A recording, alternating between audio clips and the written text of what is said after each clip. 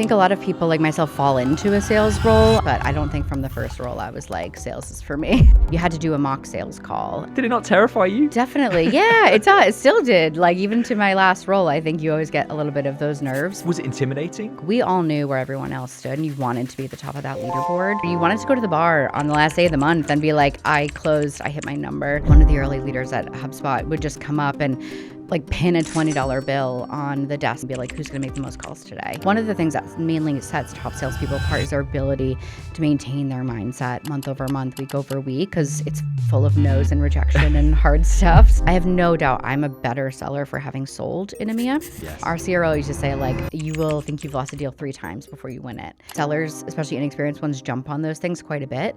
And those buyers might be like, not now, I just started. Give me a minute. Where do we draw the line? Is it? It's the $1 million question. Welcome to Sales Rewritten, the #1 podcast for sellers. I'm Alex Wood, and every week I sit down with the movers and shakers in the world of sales. Today's guest is Ali Kavanagh. Ali spent over a decade closing enterprise deals across the US and EMEA, and now works in the field sales enablement team here in Europe at HubSpot. She works with global go-to-market teams on how sellers actually learn, adapt, and perform in a world of AI, remote selling, and rising buyer expectations. Let's get into it. Thank you. Ali, welcome. Thanks so much for having me. Our third American, I believe now. We're adding to our roster. Let me start by asking you the same question we've asked all of our guests at the start of our shows. When people ask you what you do for a living, how do you describe it? Yeah, good question. So I do field enablement at HubSpot. And really what that means is that I'm a strategic business partner to the VP of sales for small business in EMEA. So we have a real segmented approach at HubSpot, being such a large global team. So we're really closely with her on implementing strategies that can really help our sellers improve their skills and their behaviors that ultimately lead to better strategic outcomes for HubSpot. So how do we hit our company goals? By improving our sellers' skills. But I also want everyone to sort of feel like they've gotten their sales MBA with us and they've improved and come out the other side better sellers. So there's so much that we can get into on today's episode, from your start in sales through to moving to the UK and settling here with your family, and also the work that you do in sales enablement. I think there's so many sort of subcategories that we can explore over the course of today. So let me start with the beginning for you then in getting into sales. Take us back to, I guess, your first sales role. Where was that? When was that? And what do you remember about it? Yeah, I was a outside salesperson for CBS in Boston, specifically their radio station. So hilariously, 103.3 WODS was the oldest station. And you remember that like that? Yeah, wow. Yeah, off the top of my head, it's never left. It was real sort of like hit the streets kind of sales, as you can imagine, entry level role. They gave us a phone book and a laptop and a phone and a cubicle and said, all of Massachusetts is your territory. I lived in Boston at the time. Go out and sell our ads on the radio. So it was super competitive. As you can imagine, we weren't one of the most desired locations for businesses to place their ads. So I think I learned a ton of like grit and resilience, and we didn't have a CRM. We had nothing fancy at all. We used to call on each other's accounts all the time because how are you to know? So it was a really good experience. There were some really fantastic people that I learned from and got to work with, but ultimately didn't necessarily think that there was a future there. But yeah, I really enjoyed like going out, meeting people, working with small businesses. That's kind of where that spark started. And when you took that role, was that a conscious decision thinking about, okay, presumably after college or after your studies, you thought, got to get a career, got to start somewhere? Did you naturally sort of feel drawn to a sales role, or how did it come about? I don't think so. I think a lot of people like myself fall into a sales role. I remember applying for lots of jobs when I was a senior in college, and sales roles were always the ones that didn't require a cover letter. So I think I was just like lazily throwing my resume out places, which is not what I recommend anyone do.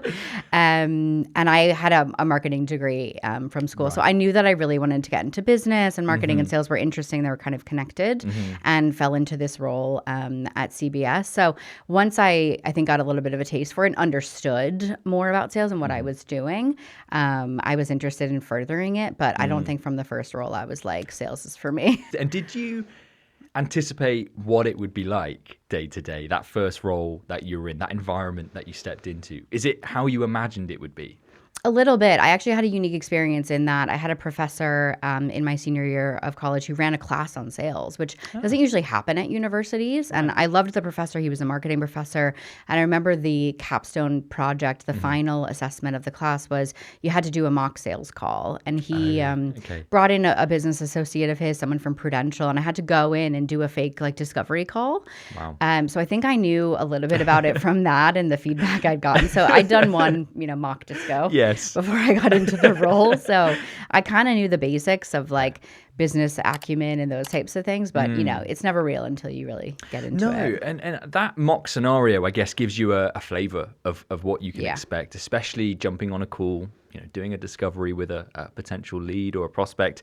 Did it not terrify you? Definitely. Yeah, it still did. Like even to my last role, I think you always get a little bit of those nerves, but I enjoyed the challenge of it. I think I really like proving people wrong, like proving myself that I can do something hard. And I was just like confident, probably way outsized confidence that I could do it, and got good feedback. And I think that probably was a bit of a stamp of approval that I could move forward and try it out. I mean, that's the thing that I'm always fascinated to know, what motivates the seller in that scenario. One of our earlier guests described a sort of thrill of the chase. Definitely. Yeah. I think there's something about like that dopamine hit that you get, for lack of a better word, by like getting the email back, from your cold prospecting. You've done the work, you've done the research.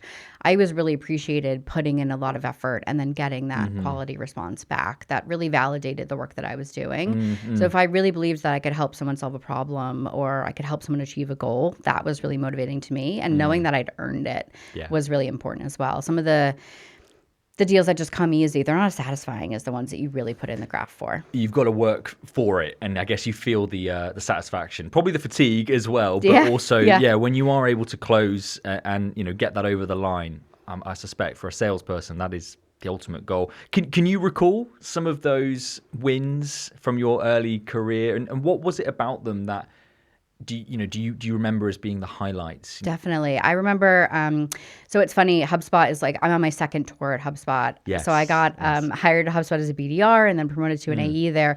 And I remember one deal I had when I was on the small business team, was a couple. They were like divorce mediators. And I remember I prospected them. They like on paper just were such good fits for HubSpot, but they kind of qualified themselves out early after a conversation, said, we can't afford this. We can never make it work. And I remember thinking like, I'm not going to let it go that easily. I know these guys are a great fit. So there's something rewarding about that. And like my own instincts just saying, this is someone who's a really great fit, and let's go have a conversation about a business case. And something that was so rewarding was really being a consultative and a trusted seller to them. Yeah. They were just a mom and pop shop, so they don't take these investments lightly. And I really felt like I earned their trust and their credibility.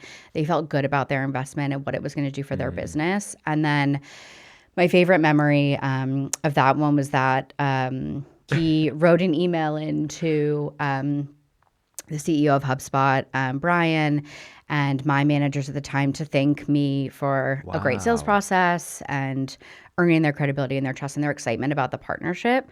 And then Brian and Dharmesh and all the execs printed that out and signed it and gave it to me. So I still have it framed. I'd love to see maybe a picture of it's on my LinkedIn. Right, we'll have to find that. And if that's not a cue to go find you on LinkedIn and check that out, I don't know what is. I'm curious to know at what point, probably when you were at CBS, when did it probably occur to you then that this is the career and maybe somewhere that you planned to be for some time? I think probably when I was at HubSpot, because that's a real Right. professional sales environment, right? I came in as a BDR and I just, at the time we were all on the floor together, open Right. plan environments. And you have to remember HubSpot was like super fast growing. We were getting investment from Google and Sequoia and all these amazing brands. And there was just so much buzz around the place that What I year was thought this? This is 2012 to 2012, 2014-ish. okay. Yeah. Yeah. So like we were 300 employees when I joined. We were 800 when I left about 2 years later. So Wow. just massive Huge growth, yeah. unbelievable. And I was so bought into what we were doing and the problems we were solving. And it was such an incredible environment. And I was super inspired by all the AEs around me at that time. Like everyone took it super seriously to work there. We held a really high bar for ourselves. We trained. We really worked hard on our craft.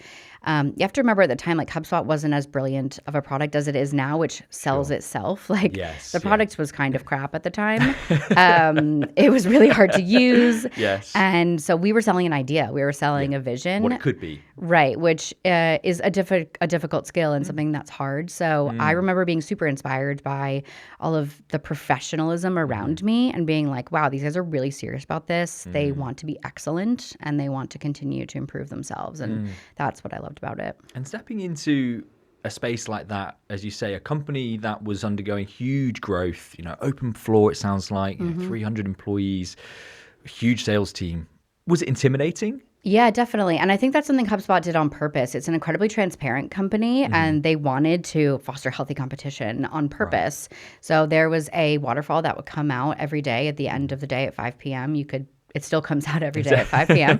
That hasn't changed, of who made the most calls that day, who made the most emails, who booked the most meetings. Like we all knew where everyone else stood and you wanted to be at the top of that leaderboard. You wanted to go to the bar on, it was a young culture. You wanted to go to the bar on the last day of the month and be like, I closed, I hit my number. If you didn't hit your number, maybe you didn't feel so good going to drink. So it was very public. I remember Pete Caputa, who was one of the early leaders at HubSpot, would just come up and like pin a $20 bill on the desk between me and the girl Jen who sat next to me and be like, who's going to make the most calls today? So they're upfront about this is the sort of culture that we're building here at HubSpot. Do you ever feel though that it can be super intimidating to be in that space? Yeah, definitely. I think especially in those early years, you can really doubt yourself and you can let that affect your mindset. So I think it's about what you do with that. You can either take that one of two ways. You can say, right, I've got an opportunity here. I start at zero again next month and I can go out and I can work harder and I can learn from the folks that are winning. What are they doing? Like the thing about HubSpot as well is you could not do so hot, but then you also had so many resources around you and loads of people to help. And it was on you to really learn from that. And then I think the trap that a lot of young salespeople can fall into is letting that negatively affect themselves and that self-talk and saying, okay, well, that means I'm not good at this. This isn't for me. This is too hard. And maybe that's okay to figure out in the early part of your career as well. If you really don't feel like that's for you. But it can be difficult. And I think that's one of the things that mainly sets top salespeople apart is their ability to maintain their mindset month over month, week over week, because it's full of no's and rejection and hard stuff. So how do you sort of keep yourself positive above all that? Definitely. This idea of the top performers or high performers and what they do to distinguish themselves, to set themselves apart from the rest of the pack. So it's interesting that you've kind of alluded to perhaps at least one trait, which is that ability to keep going and not be detracted by the negative rejections that, like you say, it comes with the territory, really. But you probably, you are, it's a fact, going to hear more no's than you do yes if you're in that type of role. Are there any other things that you noticed or observed through your career about those high performers and what really distinguishes them from others? Yeah, I think those character traits like real persistence, like just a willingness to not give up when you hear lots of no's or you get door slammed in your face, not taking that stuff personally, like being really able to detach yourself from the outcome. And it's super hard. Like we're all human, we all want acceptance and to be liked. And as long as you can remember, like this is business at the end of the day, it's really not about you and decenter yourself from the conversation. That's really important. The resilience, like to get back up and to continue showing up. There's also some, I think, just business acumen things like organization. It's such a boring one, but it's so important, like your time management. The top sellers that I see treat their time as their most valuable resource because it is. And you don't show up to things that aren't valuable. You don't waste time. You know, you get really good at qualifying out and knowing who's wasting your time. You spend time in the places where it's really going to work. And you take it seriously as a craft, right? You really want to be coached. Coachable. You seek out, mentors and other people that are going to help you ultimately improve your skills. Yeah, and that last point actually about mentorship is one that a couple of folks on here have made, including, of course, a friend of yours, friend of the show, Francis Arville, who was on a few episodes prior to this one. Everyone's going to need someone to be like, this is really hard. And they don't always have a podcast studio. Exactly. They don't always have this opportunity. Everyone's going to need those people internally who champion them as well. Like staying attached to people who really want to take you under their wing and sponsor you internally is super important. But you also need those people externally, because it's important not to get too in your own echo chamber with your own colleagues, just hearing about the things that are hard or negative, or you could find yourself just complaining and being in like a toxic place. It's marketing, the leads are bad, whatever. Like the events team's not helping us. You could do that all day, but ultimately that's not going to help you. Change. Yeah. So finding people who are in similar roles, like networking, and that's something I found when I moved to London that didn't really exist in New York. London has so much community around sales. There's all of these fantastic groups you can join, WhatsApp groups and things like that, where you can just find camaraderie and just feel really valid, that everyone's struggling the same way that you are. You're not alone. That's often the message, isn't it? There are other people in your shoes, or certainly those who've been in those shoes and can relate. Let's talk about your move then from US to UK. So we were at HubSpot just a moment ago was it 2011, 2012 you said, around there? So when did the opportunity arise to possibly relocate to EMEA, to London? Yep. So I had moved from Boston to New York. I'd wanted to move a little bit closer to home and work at a startup. So I joined a company called Conductor, which is an SEO, now an AEO technology. Moving with the times. Yeah, of course. And they were opening a London office, and I'd spent some time here previously. I'd studied abroad. I loved London, and I just put my hand up and said, like, I would love to go.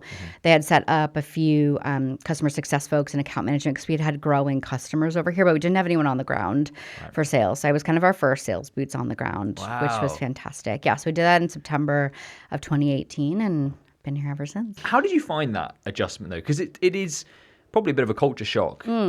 Perhaps more than you might anticipate. They're super different markets. Like, I massively underestimated that, to your point. I was super naive when I moved over. I think in the States, it's bigger. The markets are bigger. The territories are bigger. There's just more company. There's more commerce happening. And the UK and Europe's a much smaller market and smaller environment. And everyone knows everybody a little bit. So there's that. But, the buying culture is way different. The selling culture is very different. So I had a huge learning curve to adapt to that I didn't really have anyone to help me along with. There was loads of Americans that had come over, but I really relied on my BDRs, on some of the local folks that we helped to really help me parse like my account list. And are there any sort of particular anecdotes or sort of stories from that particular period where you were learning the ropes of the EMEA market? Yeah, I'm sure there's even loads more than I know about. Like, I used to keep that thing on my computer of like the translation of words, because there's some things that the glossary of every American has one. But I remember sending over a business case to my champion at RB Reckitt Benckiser. So like quite an arduous business, like a very high standard there. And he wrote back and said, it's not ideal. And in America, as you can imagine, that means we're pretty close to perfect. We're almost there. That's how Americans interpret That's not the American ideal. translation of it's not ideal. Yeah, we're almost ideal. Okay. And I learned that was not true at all. And I think I turned to my CRO at the time and he was like, that means burn it down. Like, that means it's not start over. It's not gonna. We got to go back to the drawing board. Would you say one of those is harder, particularly to sell in? That's a good one. I think selling in Europe is way harder. Really? Like, yeah, I'm pretty confident on that. I think the caliber of salespeople in Europe is way better. The buyers are much more skeptical. There's a ton more scrutiny on the types of investments that they make. Most decisions are made by committee. And so you're selling to multiple different stakeholders. Yes. The budgets are tighter because the market's smaller. And you need to be much more fact-based, much more credible.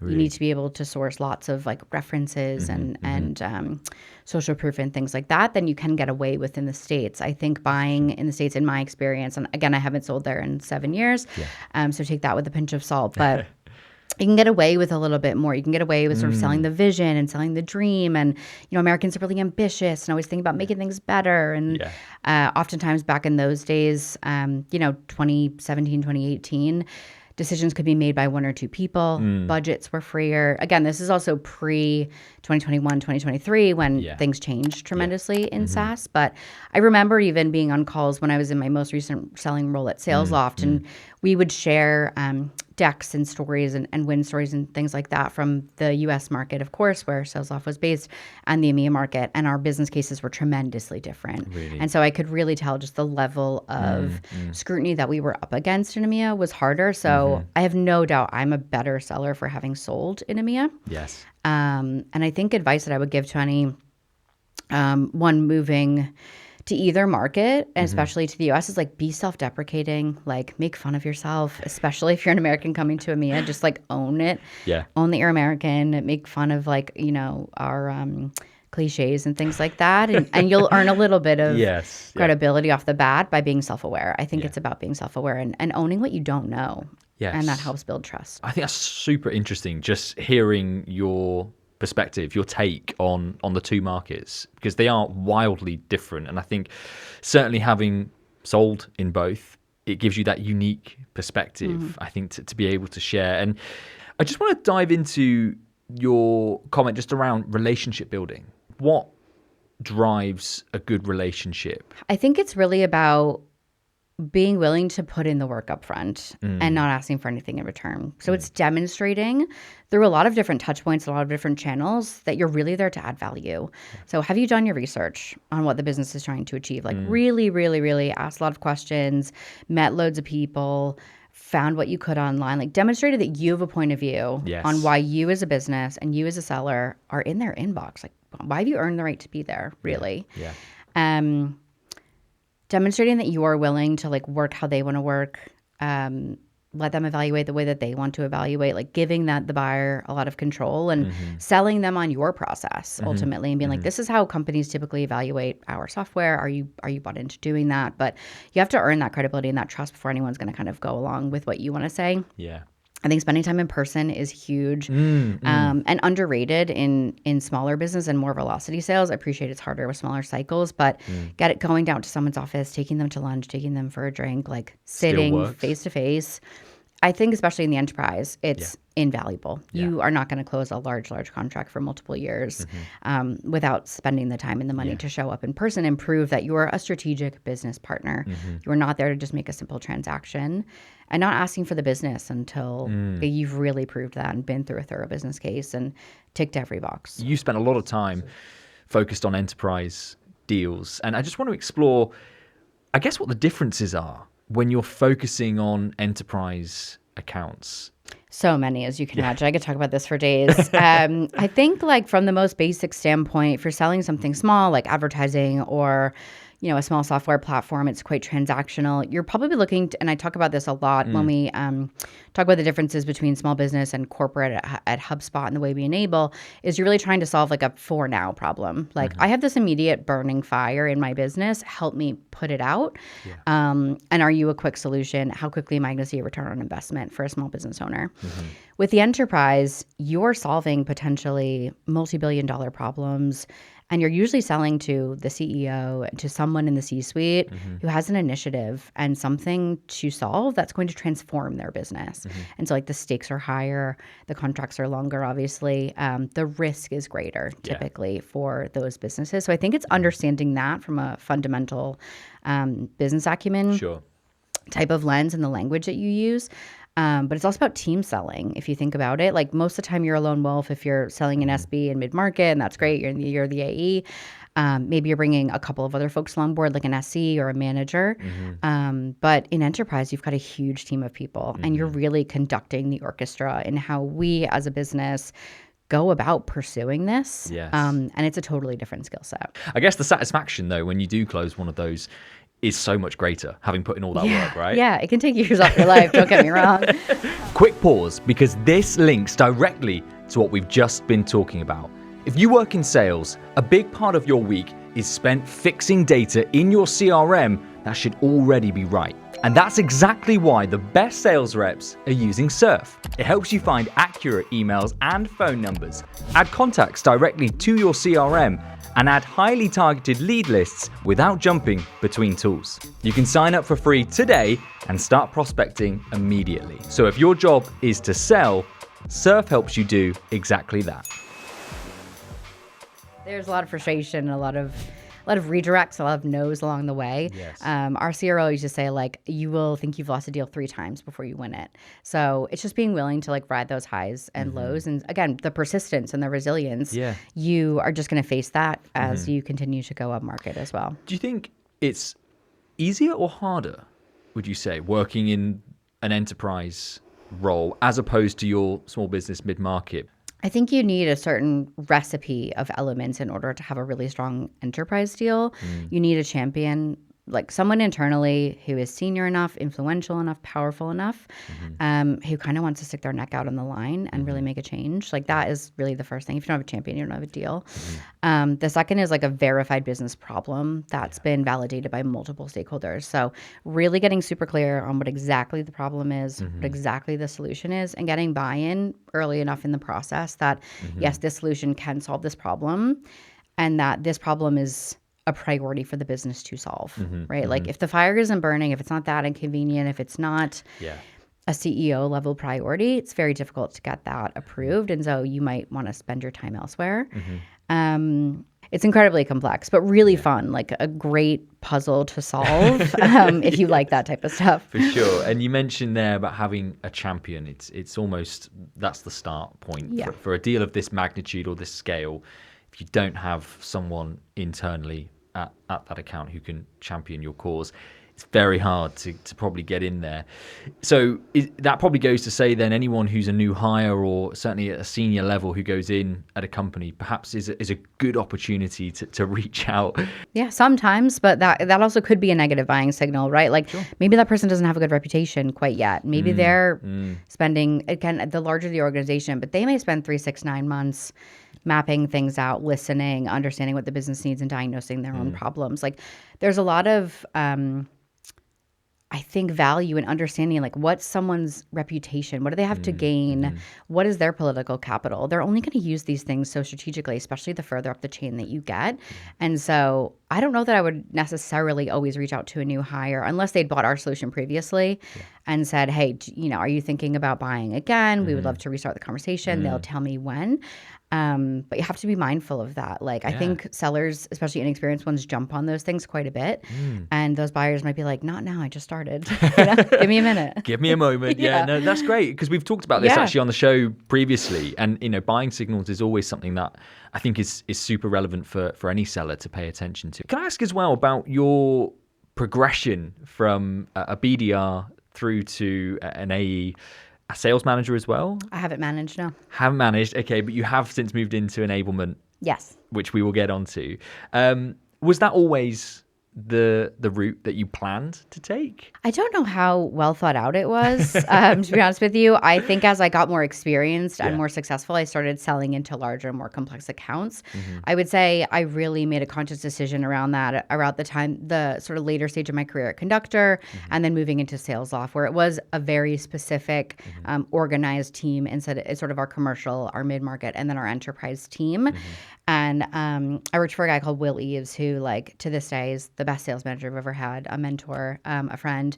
And he introduced us to, like, MEDDPICC playbook.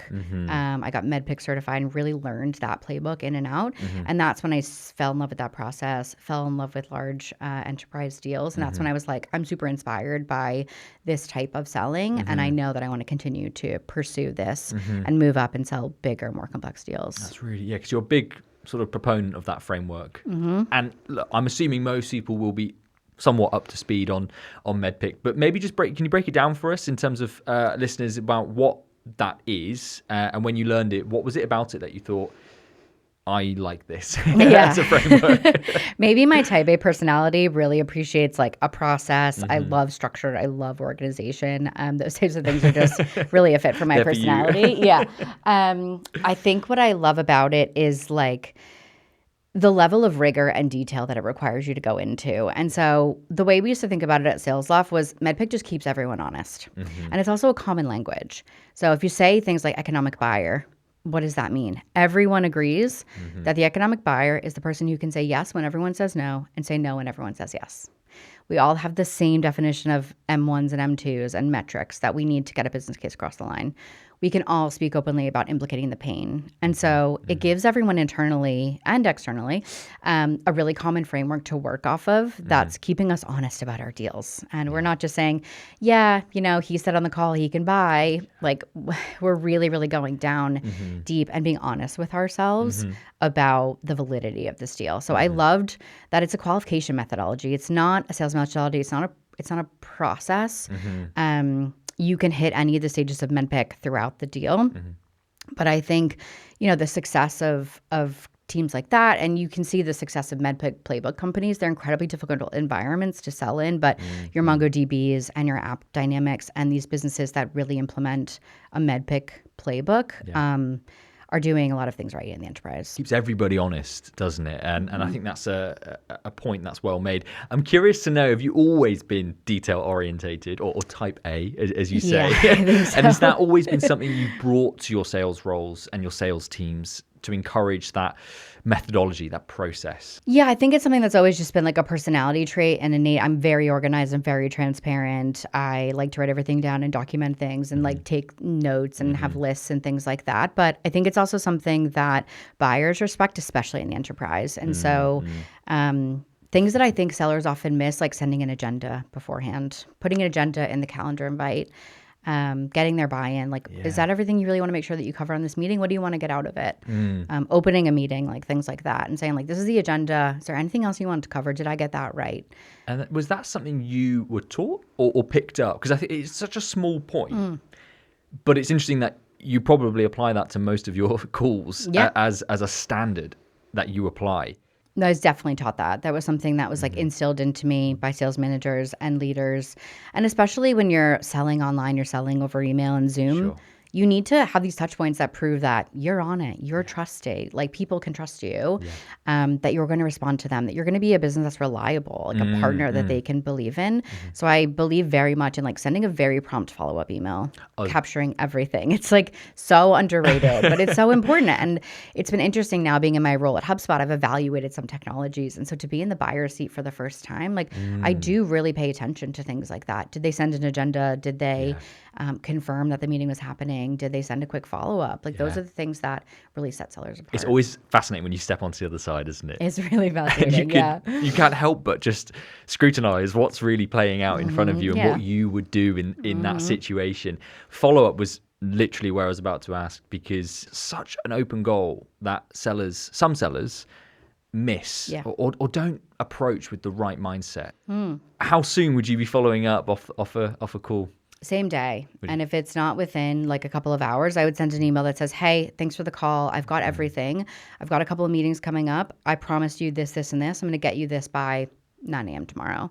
It's just a little thing. Send a one-liner that's like, I'm thinking about you. This is important. I promised you these things. Here's when you can have them. And you're just demonstrating that you can be trusted. Yeah. And I think also like sellers often forget that buyers don't know how to buy. No one's really like gone to a buyer enablement course. No. And often sellers know way more about how to buy software than buyers do. And so can you educate them a little bit? Typically next in our process, we bring in these 3 people. Is that something that you want to do? Guide them. And then you can have more control over the seller process and influence on what happens next and who you speak to and when. But you shouldn't be waiting days and days. Otherwise, it seems like it's not that important. I think that's super fascinating. And again, something that we can explore as part of your progression, I guess, into sales enablement, which you now do. When did that emerge for you as both an opportunity, but something that you knew you would like to do? I think when I was at Sales Loft, I had gotten to know a few of the sales enablement folks there, Laura Meister, Sam Weiner, who are great sales enablement professionals, and really admired the work that they were doing. And I could tell that it was a much more strategic function than I had seen at previous companies. So sales enablement gets a really bad rap. And I've been that person who has turned off my camera and done other work and not paid attention on the sales enablement calls. Like, I will cop to that 100 times a day. I've been that seller who didn't think it was important, who didn't buy into my sales enablement team, didn't think they had credibility, didn't think that they knew my job, didn't think that they had anything to teach me. And while that was naive and maybe sometimes true also, depending on the company, I had a lot of opinions about sales enablement and the fact that I think it's often done poorly. And so I was like, I should probably put my money where my mouth is. Like, if I think I could be really good at this. I've badmouthed this for years. I should probably give Try back it. on someone. I thought that I could be good at it, and I liked the work that they were doing, and I thought it was interesting. And I was a bit burned out on the IC role, especially after the last couple of years at Sales Loft. Loads of change in the business, a really difficult market. I was starting a family, and I thought, now's a really good time. And coincidentally, I'd always kept an eye on HubSpot because it was just such a North Star for me as a company. And they were hiring for field enablement in EMEA, and the director that was hiring was someone I had previously cold prospected when she was at Content Square. And I was like, oh my God, Andrea's hiring. So it was a real full circle moment. Yeah. In that they were hiring for a role that was a great fit. And I knew I wanted to be with the field. There's a lot of enablement that's also a little bit removed from sellers and managers. And I wanted those direct relationships with sellers and managers and the ability to influence. And just break it down for us, I guess, more specifically, what a day-to-day or a typical week might entail for you with your team, with your sellers then at HubSpot. What does that look like? So it's reactive at best. I think it's something we're always trying to work on, especially at a business like HubSpot is generally a reactive business because we're on that monthly model. So it massively depends on what happened the month before. We'll have a set of global priorities that are segment-based usually. So if I look after small business EMEA, we know that this quarter we're going to cover cold calling and prospecting and multi-threading because whatever initiative's going on in the business. So I'll be working with global programs to really tweak and translate that to small business EMEA. And I'll work with my VP every week on how do we roll this out? Should we be doing large style webinars? Should we be doing role plays and sims? Should we be doing manager-led enablement and team meetings? Like, how do we really want this to impact our sellers? I could be working on onboarding. I could be working on AI initiatives. It really runs the gamut. But I'm always trying to stay very close to my managers, my directors, some of the sellers. I look after about 250 sellers, so that's really hard. Wow. It's varied. Yeah. That's a lot. That's a lot on your plate. But I suppose you're at the sharp end of what salespeople are doing day to day. You're hearing it. You're from the coalface. You're getting live feedback, I assume, from your sellers about what is really happening and the latest trends. Have you noticed things have shifted since you first started? I think it's really about efficiency and production. And so we're always thinking about productivity per rep. Like, how can I get my sellers more productive? If they're managing 30 deals a month in SB, can I get them doing 35 or 40? I think buyers are always going to crave human connection. It depends on the size of the investment, obviously, especially up in the enterprise. I don't think we'll lose that human touch for a long time. So we're experimenting with ways to help AI open the door and do more prospecting and things like that where it doesn't matter as much. But you're still probably going to want a human to get on the phone and talk you through this. So it's like, how do we get more efficient at the top of the funnel and the end of the funnel? So we're using tools like Trumpet and Simbi, so like business cases and things like that to help take some of the admin load off of our reps. But we're seeing tons of experimentation, and HubSpot really encourages that from a cultural perspective, which I love. We measure AI adoption, so we're really encouraged to experiment and try things and share them visibly. We're seeing a lot of it, of course, in account research, in call summaries, in our CRM. And I think that's the thing is I'm always trying to think about how can I get this and embed it in the seller workflow.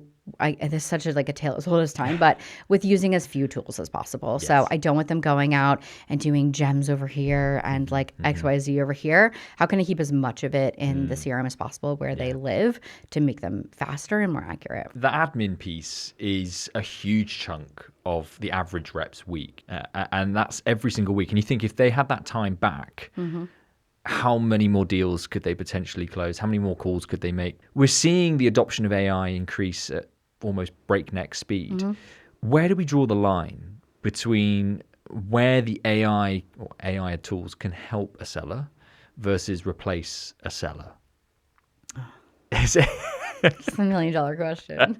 Because there are now some tools on the market that position themselves as your SDR, your rep, who can almost get you up to the point of booking that meeting and all but shy of being on that call. I think there's so much we don't know yet. And I think it comes down to buyer appetite and how the buyers want to be led through the process and where they're going to spend their money. And so if the AI is able to build trust and credibility and, you know, be error proof up to a certain point, maybe for more transactional deals, more point solutions, that's okay. And people we've seen that with freemium models and things like that. People are okay to put down a credit card and, you know, have less risk in that. I have a very hard time thinking that when you get up into the enterprise and you're doing $1 million transactions, that there are going to be like, you know, legal AI bots going back and forth and editing contracts. I think there's still an element where if people are going to enter into long-term partnerships and really trying to influence strategic business value, that they're not going to want a human to do that with them. And that, like, it sounds bad, but like at that level, you also want people to blame, you know, like when things go wrong, you got to point the finger at someone and that feels good. And so I would be surprised if we saw a lot of, you know, seller displacement from AI in the enterprise, maybe a little bit more in SB, but I hope not. Yes, of course. And that almost goes without saying, but I think that's a really good response, considering we don't know. We don't have a glass ball, unfortunately, to see. But I think the market or buyers will fundamentally shape the adoption of AI and to what extent they're comfortable with AI effectively being their point of contact on an investment or a deal. When did you first start noticing, though, AI becoming something more commonplace within sales roles? Yeah, I would say in the latter years of my role at SalesLoft, we really started experimenting with them loads. So we were using Claude and Gemini and Perplexity and different tools, mostly to do account research, because in the enterprise, that was the biggest time investment that we were making, was like, how do I create a point of view on this company? How do I easily analyze, you know, a 10K or an annual report, right? Like those things used to take hours and hours and days, and then you could do them in minutes. So that was incredible. And we also started embedding it in our product. So selling a sales engagement platform, we were then talking to sales leaders about how we enable their sellers with AI. So we were trying to really be, like you said, at the coal face of experimenting with that. And then I think, to your point, it's increased exponentially. It almost feels like really rudimentary, the things that we were doing 2 years ago to what we're doing now. So I'm excited to see where it goes. I think sellers are always going to be people that don't want to do admin. They don't want to do grunt work. They don't want to take loads of time. So I'm not surprised that the adoption has been what it's been. And I think younger generations will continue to adopt that. But I'm super excited, like, especially with all the things we're rolling out at HubSpot. Like, I was joking around on a product roadmap call we were on the other day. I was like, is sales hiring? Like, put me in. This is incredible. I wish I had this when I was selling. And that was only 2 years ago. Yeah. I mean, and that's, again, the speed with which we're seeing this change.